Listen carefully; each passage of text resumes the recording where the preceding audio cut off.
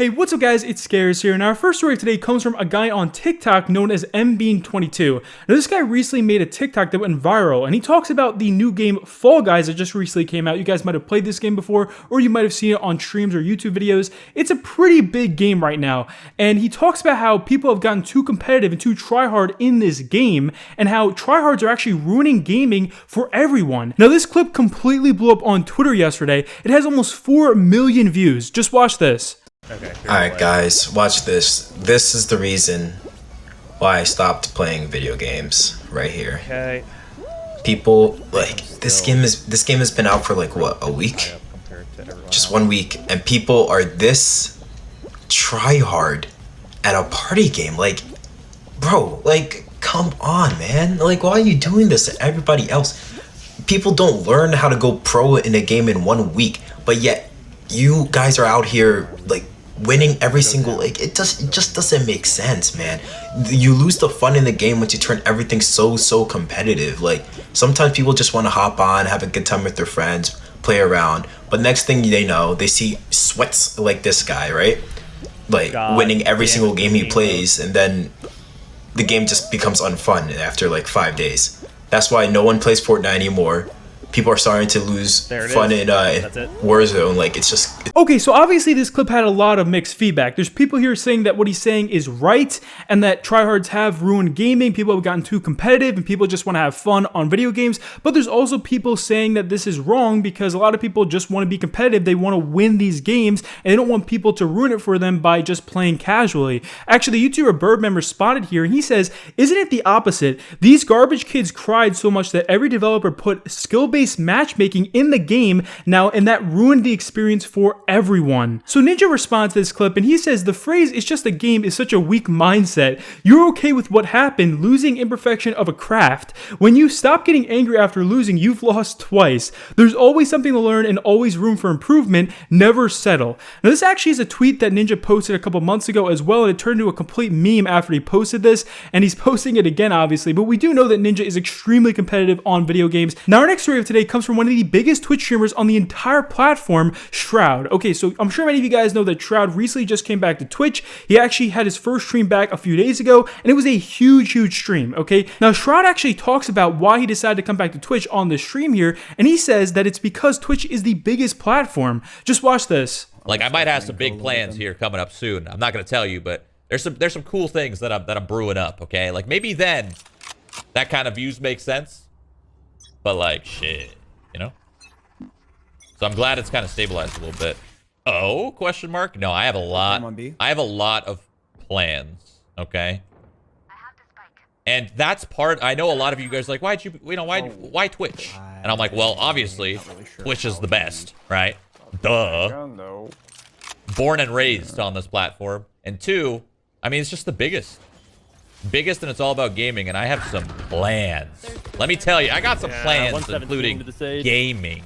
Okay, so Shroud's first stream back on Twitch was massive. Okay, he made over 516,000 live viewers, which is huge. Now, the esports writer tweeted this out. He says, yeah, Shroud came back to 450,000 people watching him live and got like $100,000 worth of subs in a matter of minutes, but I found a $10 bill behind my bed, so I like to think that we are both winners on this day. And that's right, Shroud actually made insane money from his return stream to Twitch. I mean, people have been calculating how many subscribers he got, and it is actually insane how much money this guy made in only a few minutes from just returning to Twitch. Now, I'm sure many of you guys are aware that Dr. Disrespect also came back recently, and he went on YouTube and he streamed with his first stream back, making over 500,000 live viewers, and it looks like Shroud actually beat Dr. Disrespect in live viewers here with his comeback stream. Slasher tweeted this out. He says, Shroud's return to Twitch peaked at 517,000 viewers, slightly more than Doc's return to YouTube, which was 510,000 live viewers. So Shroud just beat out Doc by only 7,000 live viewers here. So this has actually caused a bit of a competition between Shroud and Doc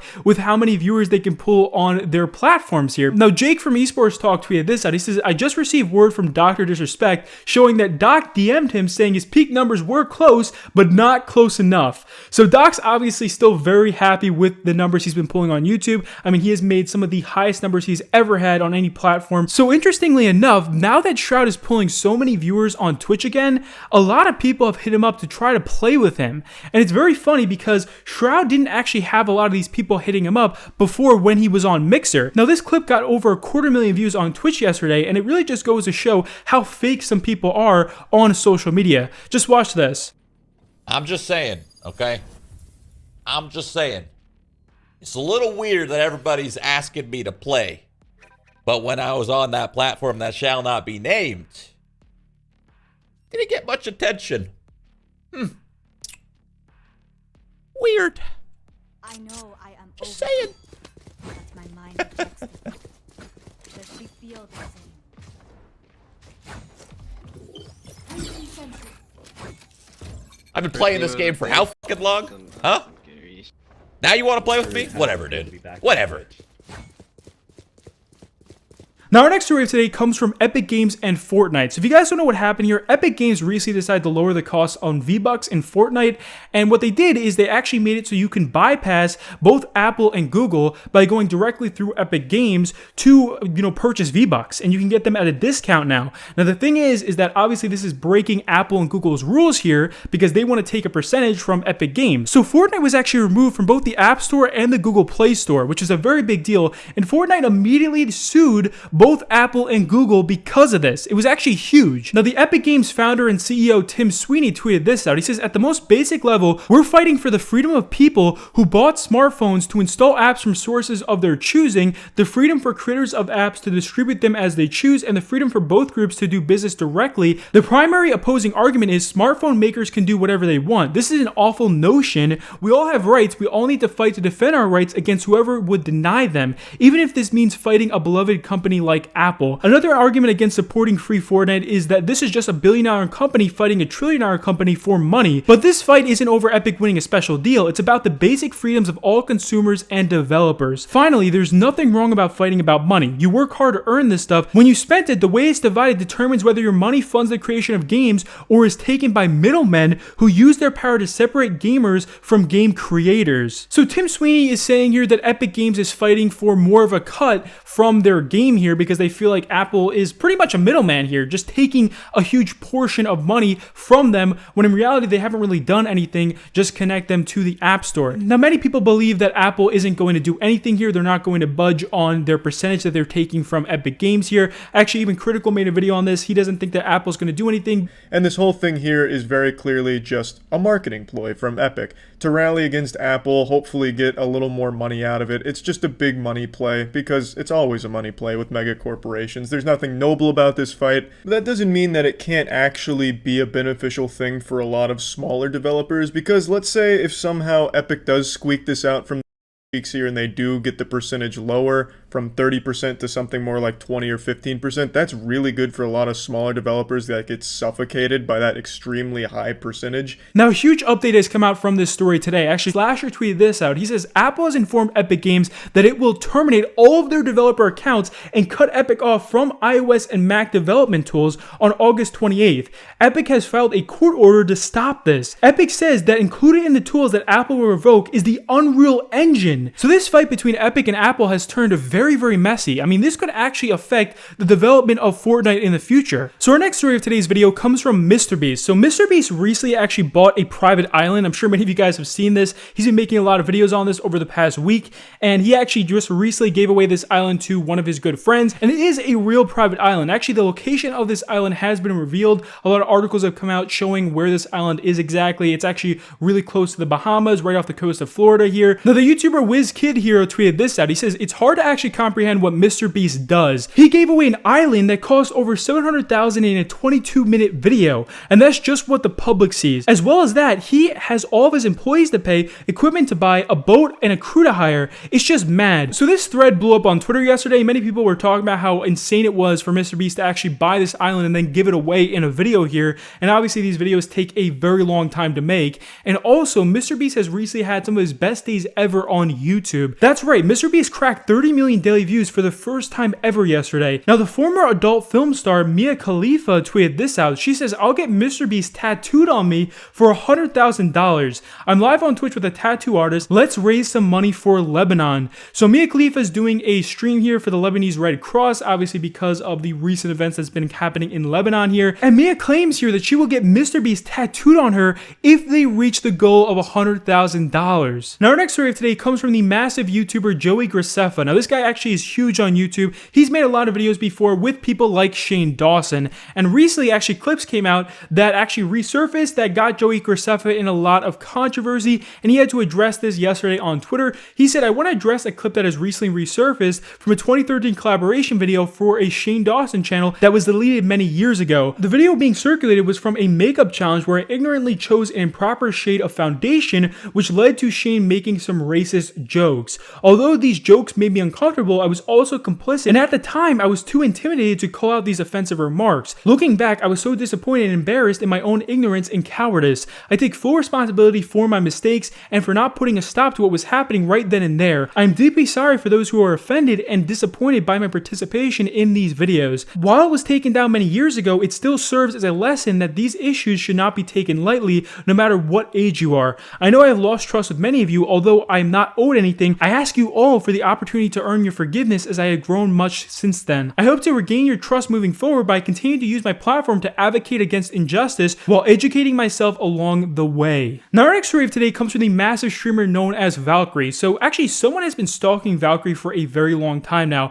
and she tweeted this out yesterday. She says, "Deleting soon, but could somebody find this guy's IP address? He makes thousands of accounts for years to stalk and harass, and I'm ready to invest to find him. We have an insane amount of evidence, willing to hire a lawyer. DM me if you have any info on how to deal with situations like this." So she's had this stalker for a very long time now, but she's now looking to find this guy's IP address so she can now potentially take legal action or maybe get a restraining order against him. Now, our next story of today is very serious, and I'm sure many of you guys know what's been going on recently. A lot of influencers have been having parties, and they've been going to these parties where they don't wear face masks, and it looks like they're endangering everyone around them because of this global pandemic that's going on right now. Well, actually, one of these influencers known as Bryce Hall, this guy is massive on TikTok and YouTube. He actually recently had his 21st birthday party. So Bryce Hall's party was massive. Okay, he had over 100 people there. It was huge, and no one was wearing face masks. And this was actually such a big deal that even the LAPD had to get involved and break up this party. Now, some of these huge influencers seem to not think this is that big a deal.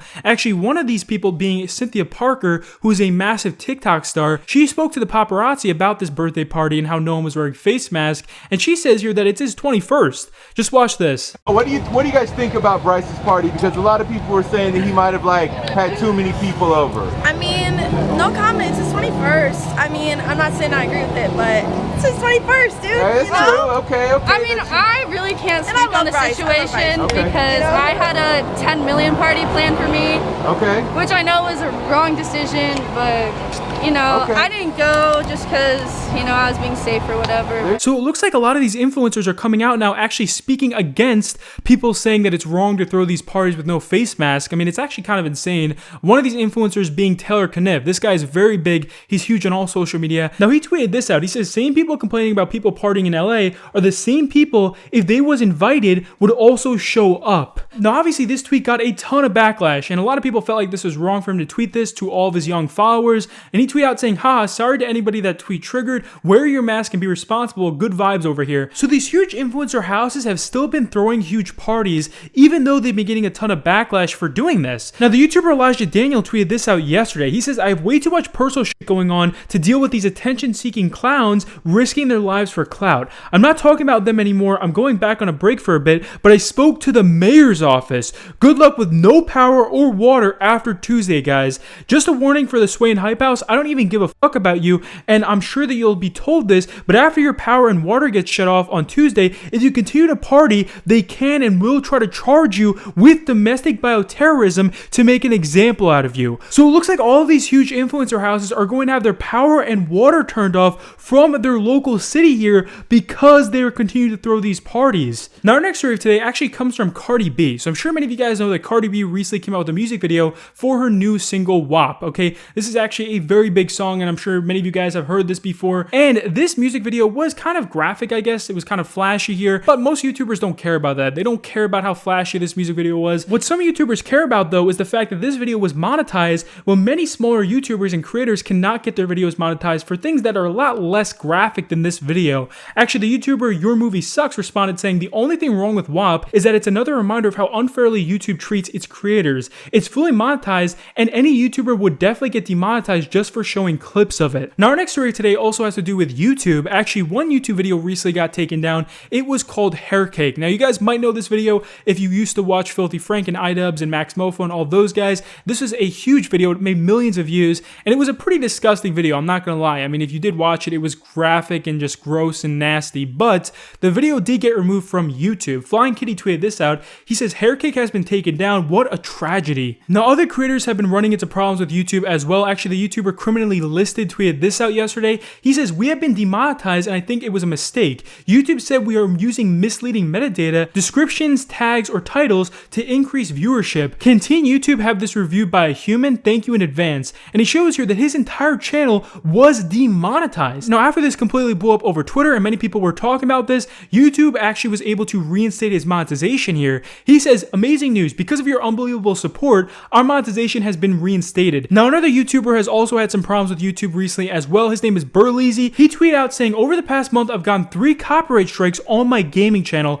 These companies, RIAA and UMPG, won't tell me what the strikes are over. It could be as little as 10 seconds of an instrumental over a 20 to 30 minute video. My channel is set to be terminated in a week. So his channel was going to get terminated here, and this completely blew up over Twitter as well, and YouTube were able to help him out here after he got so much support on these tweets. And that's it for our video tonight, guys. Hopefully you enjoyed it. Please be sure to leave a thumbs up, and I'll see you later. Peace.